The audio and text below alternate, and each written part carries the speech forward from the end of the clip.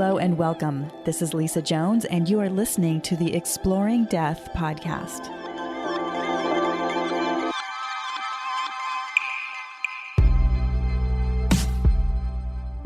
Hello, it's Lisa Jones with the Exploring Death podcast, and today I have with me Ginny Jablonski. Following a near-death experience brought on by prescription opioids in 2013, Ginny began communicating with animals and discarnate beings. Like many experiencers, she eagerly pursued a spiritual education in an attempt to understand her abilities. Eventually, she began sharing her skills and healing journey with others and promotes a compassionate message of love and forgiveness. Welcome, Ginny. Thank you. Thank you, Lisa. I'm so glad to have you on the Exploring Death podcast. We met actually 2 years ago at the IANS National Convention, and you're actually going to be one of our speakers here in Maui next year. So I'm so excited. Me too. It's very exciting. And I always enjoy the conferences. We meet so many interesting people, and you don't know them, but you feel like you're going home. Absolutely. I think that's one of the things I love most about the IANS conferences is that whether you've been an experiencer or you're just super interested in it, because everybody's of such a like mind, it really does feel like home. Like you said, it just feels like, oh my gosh, these people all get it. And it's nice to not have to always kind of defend ourselves and, not have people believe us. So let's jump right in. I know you've got an amazing story about how you got involved with opioids and then ultimately your near-death experience. So why don't we just jump right in and you can share with the listeners what happened. Sure. In the late 90s, I was employed by a company called Vance International, and they are, or were, they're no longer in business, they were a security firm that had 3 divisions: executive protection, risk assessment, and uniform division. And I was in the executive protection division, and I primarily protected members of the Saudi royal family who were here on unofficial state visits. And as I was working, I began to feel not normal. I began to not be able to hold my weapon well. I felt fatigued. I wasn't that interested anymore in exercising every morning or running every morning, or really didn't feel compelled to keep up with the boys at work. And as a woman, that's something you're really expected to do. So I went to the doctor in Cedars-Sinai Medical Center, a rheumatologist who was on the board of the Ankylosing Spondylitis Foundation, a very respected rheumatologist. And I said to him, I'm experiencing pain and fatigue. Please help me. I need to get back to work. I need to be my full strength. And I was still working at the time.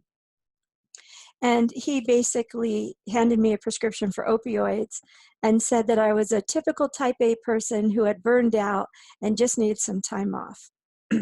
Well, if you know me at all, you know that raised the hair on the back of my neck a little bit. And I said, no.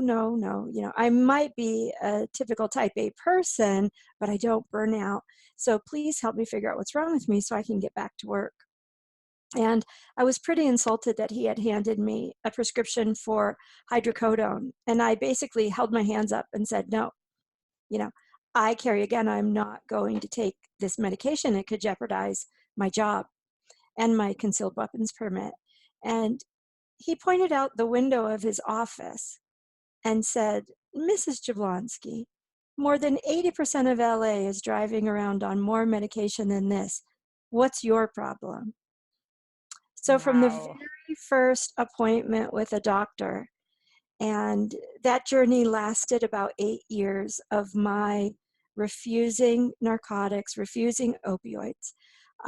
Now, there was a point at which I did accept, maybe 3 or 4 years in, I did accept a prescription in case of emergency. And, emergency for me was on a pain scale of 1 to 10 was like an 8, because I had a really high tolerance for pain. And when I did take it, it only made me sleepy and never addressed the pain. So although I did have a prescription, technically, if someone were to look into my medical records, which is fine with me, they would find I was prescribed medicine, but I hardly ever refilled it unless it was 2 years later and the medication had expired and I wanted to get a fresh batch or something like that. The journey lasted, as I said, from about, I think it was 2000 or 2001, when I first went to see the rheumatologist, until 2008 or 2009, when I finally broke down and accepted a fentanyl lollipop as my quote unquote last and only option. And when I went home with that lollipop in my hand and I handed it to my husband, he got on the FDA website and he looked up the indications for the medicine, and he turned to me and said, "Ginny, you realize if you take this medicine, your brain could forget to tell your heart, your brain could forget to tell your lungs to breathe." And I just literally, I believe I fell to my knees on the floor and I cried. And I said, "I'm not going back to work. What does it matter?" And of course, there was a lot going on in those 8 years. There were several misdiagnoses.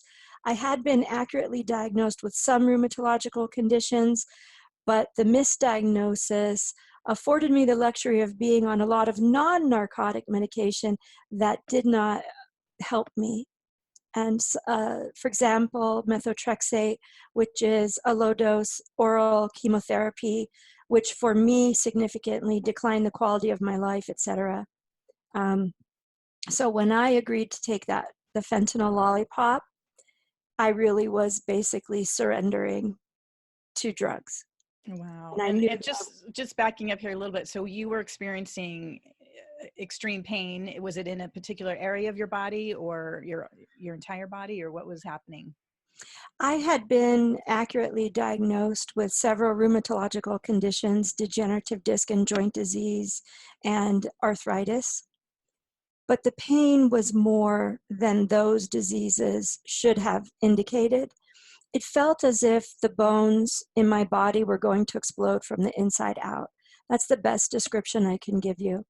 And over the 8 years from the time I medically retired in 2001 until I believe it was early, possibly 2009, when I accepted the fentanyl, I the pain significantly increased and the fatigue significantly increased.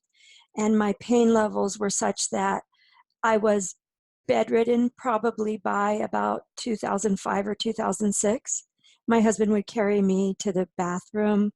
He did all the grocery shopping, all the cooking, all the cleaning. He had a full-time job, and I basically slept about 16 hours a day.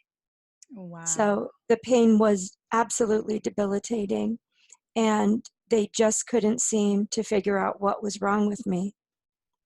It wasn't until after my NDE in 2013, in fact, I believe it was 2015, when someone asked if I had ever been tested for Lyme's disease, and I hadn't. And it's probably a good time to mention that throughout the journey, we believed everything the medical doctors said. We believed medical doctors knew everything. I didn't know what a chakra was. I didn't know what alternative anything. I didn't know there was alternative anything. I went right from high school to work to community college, working full time in community college. Um, I didn't have time to explore alternative subjects that I didn't even know existed. I was either working or being educated, or should we say indoctrinated. And I Right. absolutely believed until the morning after my NDE in 2013. I never said to my husband that I didn't trust my doctors. Unfortunately, the pain just continued to increase because of the nature of opioids. I don't know necessarily that the pain really was worse. I think that we all have pain for different reasons in our body, and now following my spiritual journey and healing journey, I think I can say this with some confidence that my body was trying to give me a message that there was something wrong and that I needed to listen, no matter the dosage of the Right. medicine. There was still Right. something wrong and I wasn't addressing it.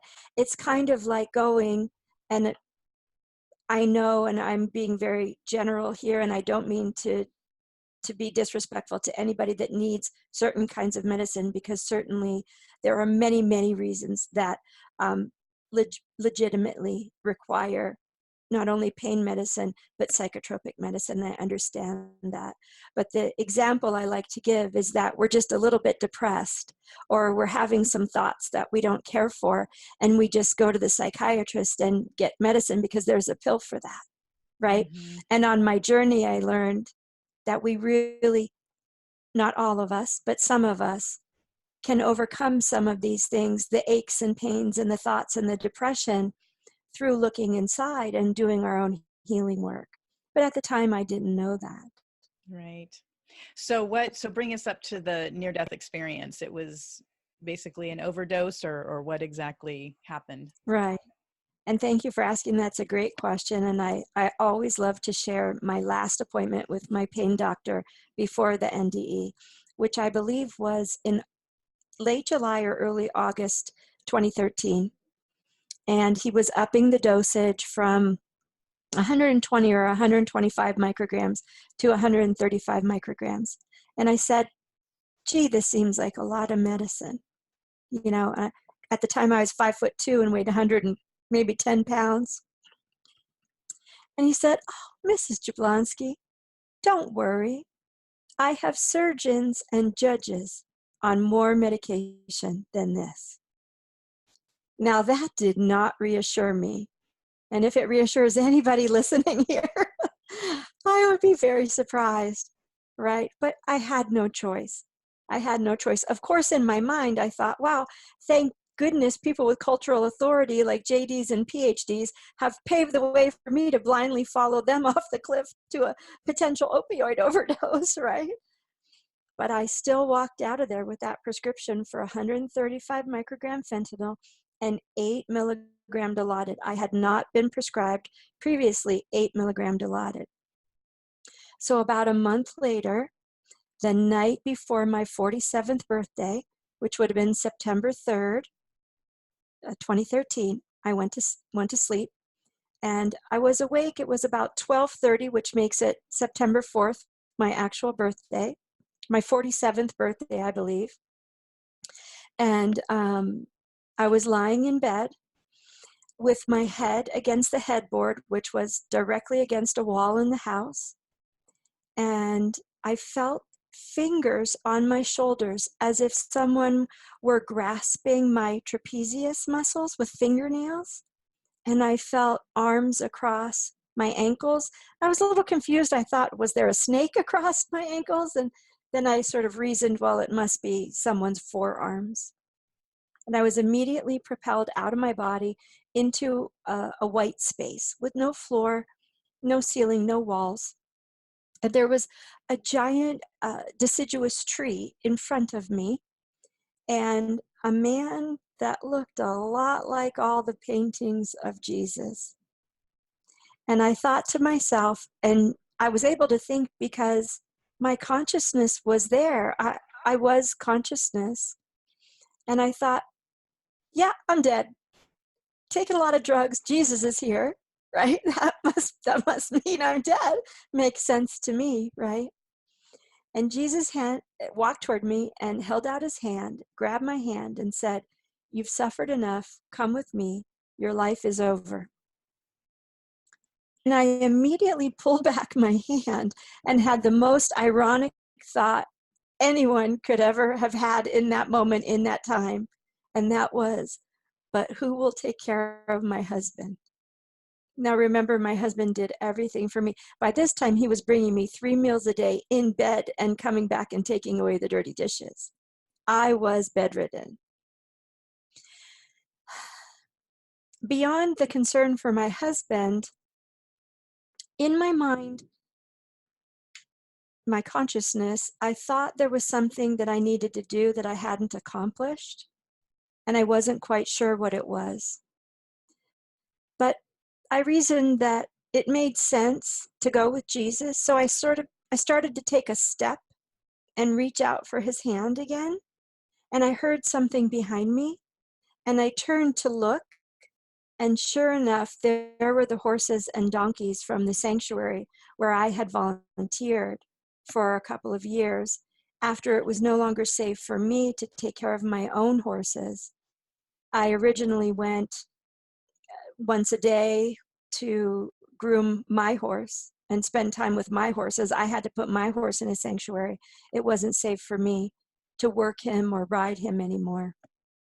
And he could not be tied, so he wasn't really suitable for adoption for another person. And the horses and donkeys were screaming, the donkeys were braying, the horses were rearing up and just screaming loudly. And I could hear, "Don't go, don't go. Don't you remember there's something important you have to do?" And I turned back around and I looked at Jesus and I said, "Sorry, Jesus, I'm going with them." And boom, I was back in my body so fast.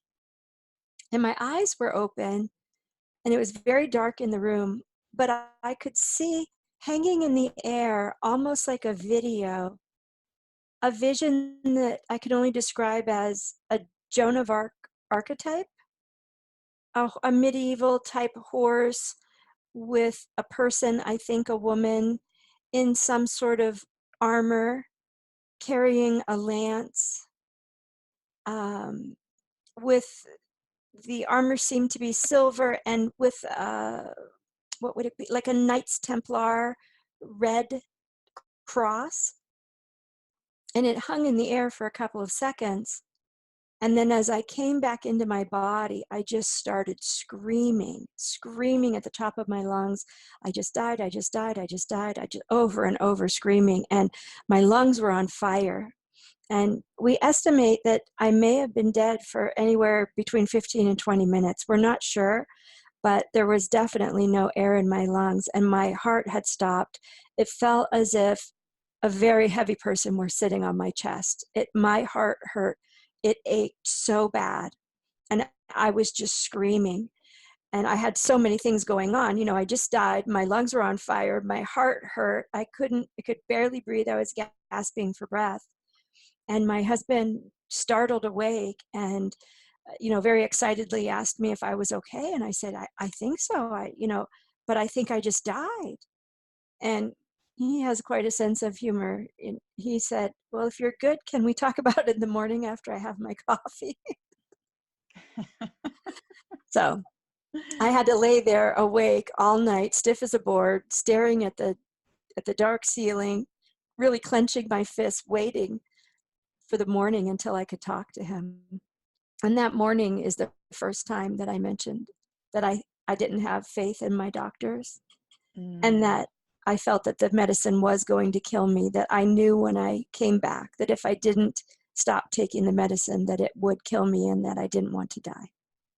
Wow. Wow. What a story. That is remarkable. And so then you had mentioned about, then you started doing some alternative, maybe healing, and maybe Lyme's disease had something to do with it, or, kind of what happened. Mm-hmm. And were you able to get off the opioids? That's the big, so many people are so Right. addicted, they have a hard time getting off it. So. Right. Well, that was September 4th, 2013 in the morning when I told my husband I needed to get off the medicine. I was completely off all medication by January 2015. And it was against medical advice. I made an appointment that day to visit my pain management doctor. 2 days later, my husband drove me to Phoenix. And I said, "The medicine is going to kill me." And they said, "Oh, Mrs. Jablonski, nobody ever gets off of opioids." That they have thousands and thousands of patients, and in their recollection, maybe one or two had decreased the dosage, but no one has ever gotten off.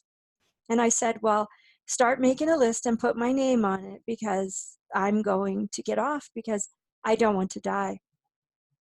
I did start decreasing right away, because that last prescription was 135. So I had them write the prescription for what my previous dosage was, but I didn't take any greater leap in decreasing the dosage for 6 or 8 months while I was doing some research.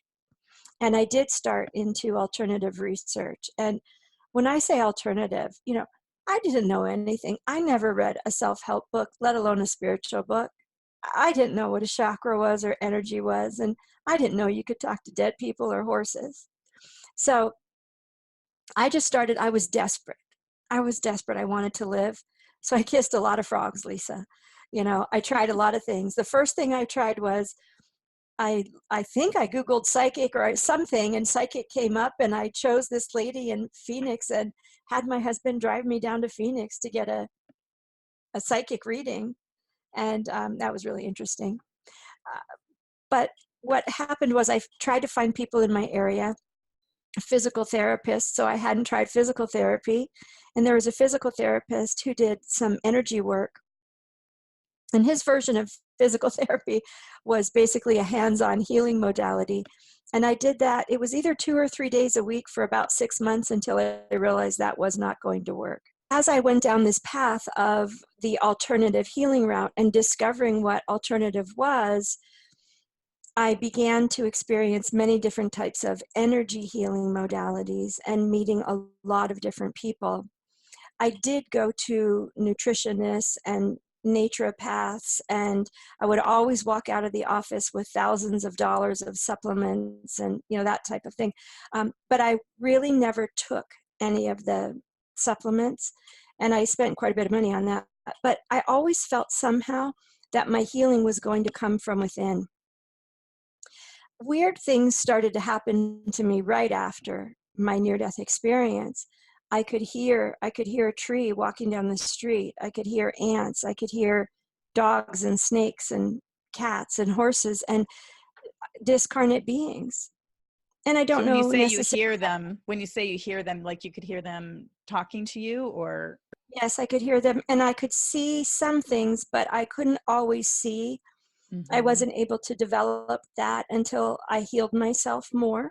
Mm-hmm. And because these things were happening to me, of course, my husband thought I was crazy. We thought it was the drugs. I thought I might be crazy. So I didn't really talk about it that much. But because of that, my research leaned more toward the esoteric than the alternative medical. Mm-hmm. I had basically lost all faith in doctors. And so I thought, well, that hasn't worked. Let me try something else. And what happened eventually is I studied many different healing modalities. I went to a bookstore, spiritual bookstore, and I bought 30 or 35 books, and I came home with sage and a drum and crystals. And I didn't know what any of it was, but everybody told me that they all had healing properties. So I started reading, and I did contact a few people in Sedona, and everyone I talked to kept telling me what I needed, I would not find in a book. It would not be found in a book. And that it would also not be found in traditional medicine, allopathic medicine. So I went on a journey, a spiritual journey. And the first reading that I had where there was a channeled message was January 2014. And in that message, I was told that I was going to be a great healer and that I was going to heal many, many thousands of people. And well, that's already come to pass. But at the time, I didn't even know what that meant. And I thought, in my human mind, my linear Virgo accounting mind, there was going to be a lot of space between that message and when I would apparently become a healer, because I knew that I needed to heal myself. I needed to get off of medication. I needed to heal from PTSD. I needed to figure out what was creating the pain. And again, as I mentioned, because I didn't know anything, I was open to everything. And every person I went to, I thought they were an expert, and I believed everything they said until they started pointing fingers at one another, until they started pointing fingers at me and saying, you must have been a really bad person for all this horrible stuff to happen to you. And they would tell me that their guides, were saying things. And these were not kind, loving messages of support and encouragement on my healing path. They were, well, what would happen if you didn't, you say your prayers every day? And, there was some insulting stuff woven in with little sparks of genius from time to time. The more I found that even in this spiritual community, that it was unity was very rare. It was Mm-hmm. always, my modality is the right way and everybody else is wrong, or I don't like this person or I don't like that person. I realized that any one modality for me was probably not going to be the answer. And so I began to just sort of draw on those common threads in the different religious philosophies and the different healing modalities. Because I was able to see energy, by 2015, I had really developed an uncanny ability not only to be self-aware of my own energy construct in many ways, not just color, but feeling and the different shapes that energy takes on. I was able to see for other people if I had permission. And the way I found out was not through an inappropriate glance into your energy field, but through the different healers that I was working with. They would say to me, you're a healer, and I think you might have a message for my client, or, maybe you should put out a shingle and open up shop. And I kept saying, I don't think so. I don't think I'm ready yet. I really didn't want to hang my hat on any one modality. And by 2016, I had been certified in, I don't know, a dozen or more healing modalities, all of which I've happily removed my name from the websites. And, because I came to believe rather quickly, as I said about the supplements, I felt my healing would come from within me, not from Mm-hmm. a supplement, not from a guru, not from a healer.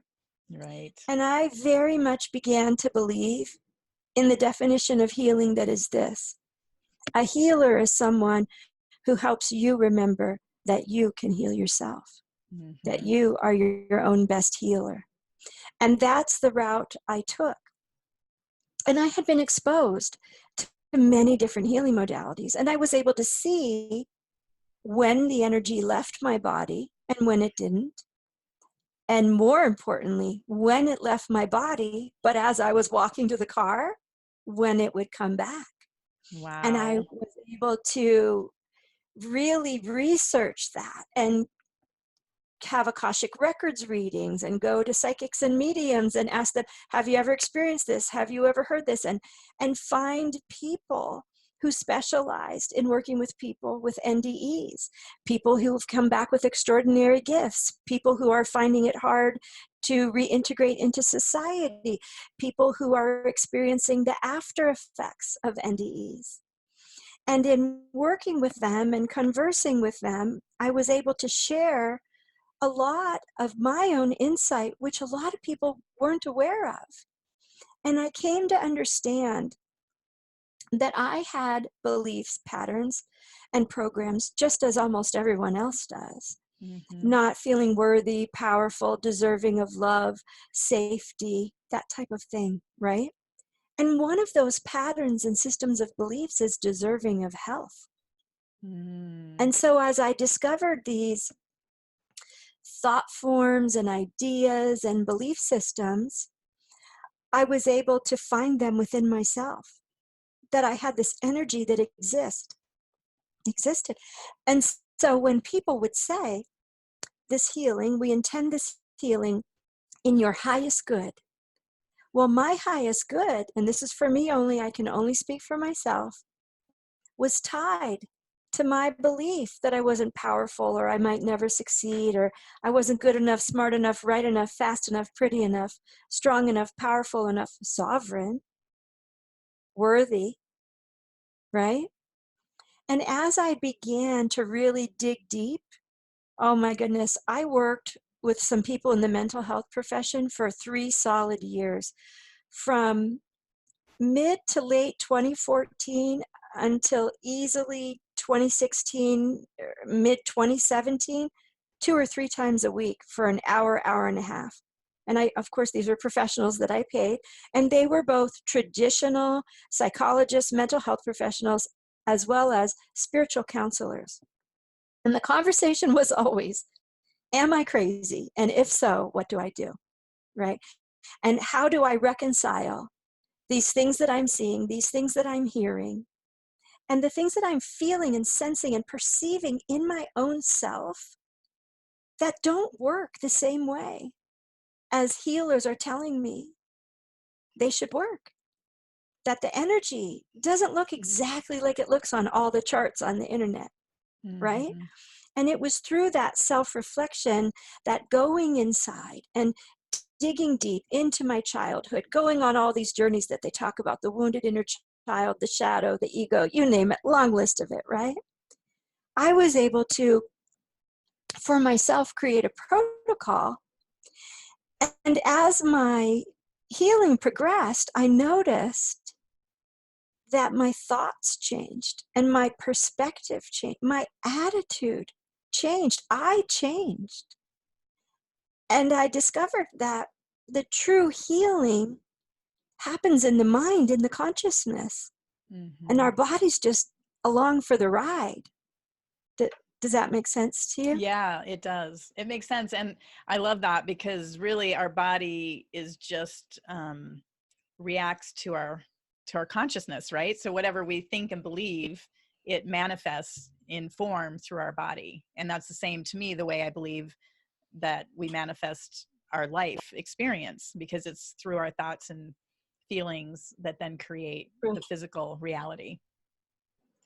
Well, they say humans have between 10, it depends which scientist or which research paper you read, but between 8 and 15,000 thoughts a day. Mm-hmm. And science has proven that 80% of those thoughts are negative. Right. Science has and proven. habitual. So if you keep thinking the same thoughts, like you keep thinking you're sick, you're sick, you're sick, you're sick, and you think that, and I've heard up to 70,000 to 90,000 thoughts a day, so you're just constantly reaffirming what you That's don't want. that's incredible. Yeah. So science also says, I love this thread here, science also says that, and depending on which study you read, right, Mm-hmm. it can either take 5 loving thoughts to overcome 1 negative thought, or another research study says 25 loving thoughts to overcome 1 negative thought. So let's do the math. If we're at 80% negative thoughts, and let's be conservative, we need 5 loving thoughts to overcome 1 negative. That's a lot. A lot. We're digging ourselves a hole that we'll never get out of Right. by just purposely going and having someone program loving thoughts in us through neuro-linguistic programming or through mantras, etc. Because if someone programs into you a thought, I will succeed, I will get this job, I am kind and I am worthy of respect, whatever this is. Well, we probably have about, anywhere from 40 to 100 belief systems that are in direct opposition to that. Mm-hmm. So now you're even in more conflict with yourself because someone's programmed in a loving, benevolent thought. That's and right. Then you really get agitated. And I find with my clients that those who, and this isn't everyone, these are, I'm really speaking in generalities here, Mm-hmm. because everybody's healing path is unique, very unique. Right. And what works for you might not work for me, might not work for anybody else. We don't know. I happen to specialize in trauma and overcoming PTSD and trauma. And those people who resonate with my way of working, what worked for me, come to me and are Mm-hmm. very successful in what they do. But that doesn't mean, what I have worked out makes sense for everybody. Right. Right. But when we do that, when we have the mantras and the daily intentions, people tend to get really emotional and have strong emotional reactions, and the doubt will surface even more, and we'll cry easier, or we will be triggered easier because we're constantly saying something that is in opposition with our belief systems. What we don't realize is that that's the blessing, that's the hint. The triggering is the hint that there's something inside. But what Mm. happens, and I think we're programmed to do this from early childhood, is we play the blame and the shame game, right? We just think, well, there's something wrong with us. We think, oh, the healing's not working. There must be something wrong with me. You know, to me, I don't want to be the person that people come to get their answers. I want to teach people how to connect themselves and how to, like you said, find their own medicine and heal themselves from within. So I love that's what you've done. And again, the journey, it's, I mean, I'm just, reflecting back on all the different people I've worked with and all the different modalities. And there's a great book, Letting Go, by David R. Hawkins. I don't know if you're familiar with him, but he has the very first 2 or 3 pages of his book is, you've probably tried these various methods, and he goes on for 3 pages of all the different modalities and how many are out there. And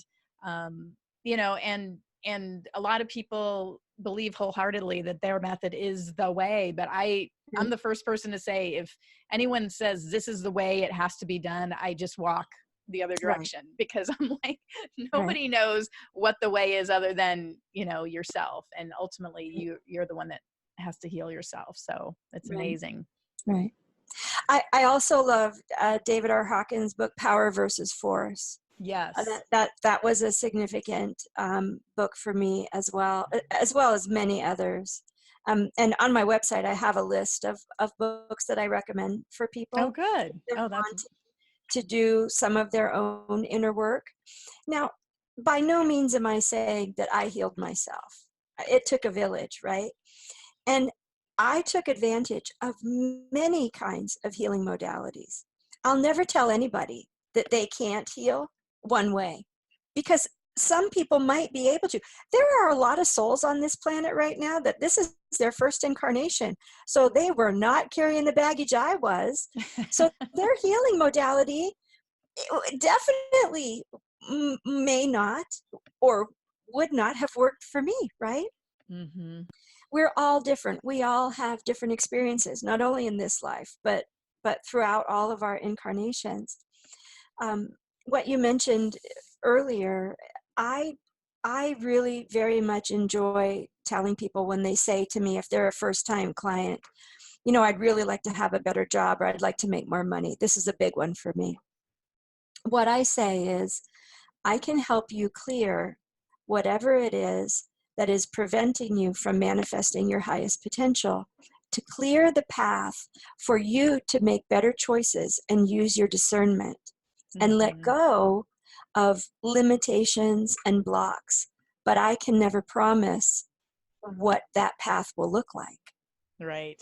And we don't know. And unless we're going to spend a small fortune, in my case, a moderate sized fortune, getting Akashic Records readings and mediums, we don't always know exactly why all this crazy stuff is happening to us, right. And to expect that you're going to maybe go get one session with a healer or a medium and all your problems are going to be solved, that's a little absurd, because it's a process. Healing is a process. And for me, it was a lengthy process, and I'm still on the journey. I would love to pull some cards and see what comes up with that. Are you ready? Oh, I'd love it. Thanks. Okay, great. Let's see what Spirit has to say about, I feel like it's like the healing journey is kind of what the whole experience is. So the first card is Voyage, which the first card is always blockage. And so for me, what I'm getting is, it's the voyage of our lives, right? I mean, all of these things that we go through. And so it's kind of I don't even know if I guess it's a metaphor of showing you the ship and just what we go through. I mean, like that one gentleman, all he had was his little surgery. I can't imagine that that's the only thing that happened in his life, but most people I know have had thing after thing after thing. And that's, and that's kind of what keeps us blocked, because we keep having these, like in your case, you were having, all this pain, and you didn't even know where it was from. And yet probably after going through a lot of your healing, yeah, it was your childhood. It was your PTSD. It was all of these things that was telling your body that it needed to be looked at and healed, and so instead of actually doing the work, it was like masking it with the painkillers, which Yep. ultimately, like you said, doesn't mask it. It just increases the pain because your body doesn't stop producing the pain. It just masks it. So, so the action card is miracles. And I love that, because basically what it's saying again is, it's like, you need to go create. The miracles are out there, but you need to be open to them. You need to be aware and open your eyes to them, because they're all around us. And again, as you mentioned, you had no idea about alternative healing. All you knew was to go to the doctor and to listen to what they have to say. And that was my experience when my husband was sick for 7 years with lymphoma. I mean, all we did was go to the doctor and do precisely what they said and take the medicine. And I mean, as much as I had an idea that there were other things out there, it's also very confusing, right? I mean, I would have people say, well, he should take mushrooms, or he should take, he should do chakra clearing or naturopath or this or that. And it just gets overwhelming. But the miracles are out there, and it's about listening to yourself and not just relying on everybody out there, but to believe the miracles.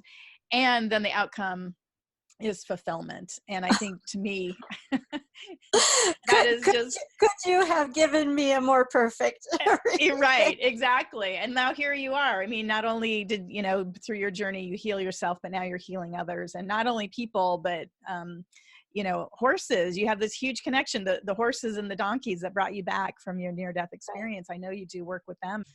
What do you think? Well, I do have a question. You indicated that the first card that is pulled usually represents some type of a block. Right. So is there any insight as to what I might be able to do? Because quite frankly, just in this past week, something happened and it did feel like a significant block went up. So do you have any insight there?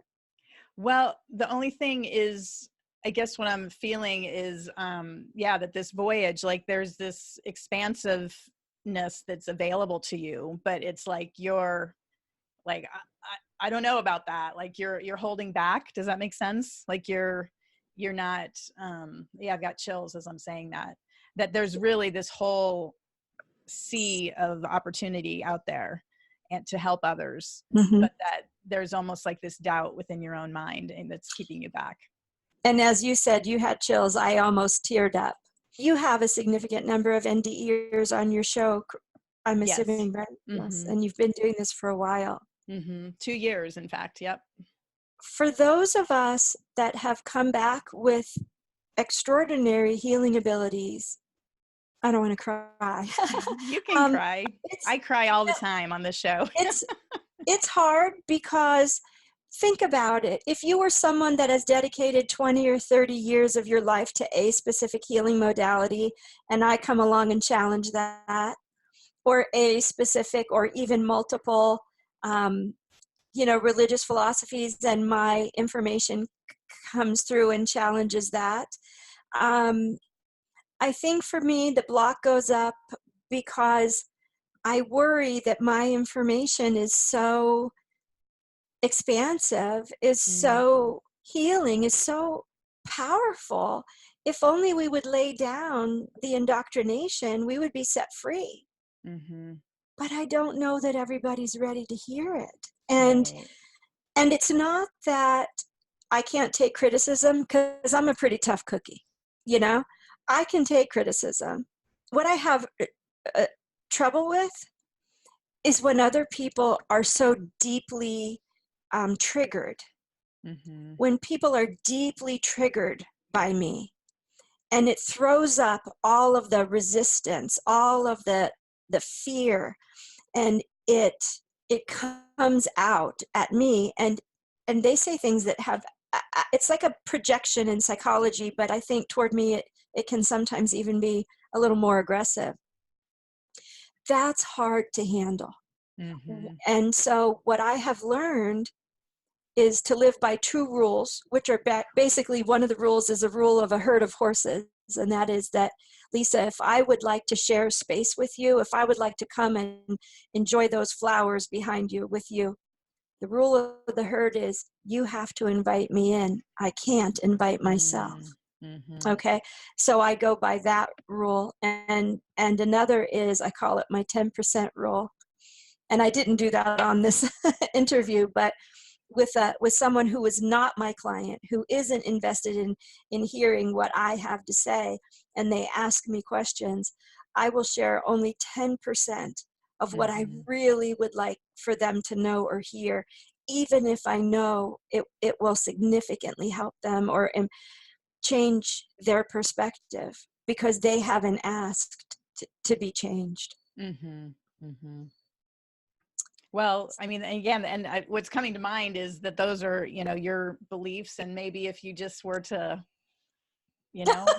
just let go of all those, who knows what kind of miracles you could create. So I'm being blocked by my beliefs. Exactly, by your own beliefs. Exactly. And I'm sure it's true. And I just haven't dug deep enough to find that. Right. Yeah. That's right. And the thing is, what I've found, and it's been hard for me too, because that's part of my issue is I don't want people criticizing me and me being wrong. Right. So what I've done is held back, but ultimately, if people don't like it, they can do and say and whatever. It's gotten to the point where I don't care. You just can't care, because it's either going to help them or it's not, and it's up to them whether they're going to let the information in or not. And so anyway, yeah, right. I would, and I love the idea, because the whole miracles thing is what I'm getting is like, well, yeah, but if you share what you've got miracles to share with people. So if you're holding back and only letting 10%, like that's how you would prove to them that like it's so life changing. But anyway, but you can do whatever you want to do. If you want to stick to your rules, that's fine too.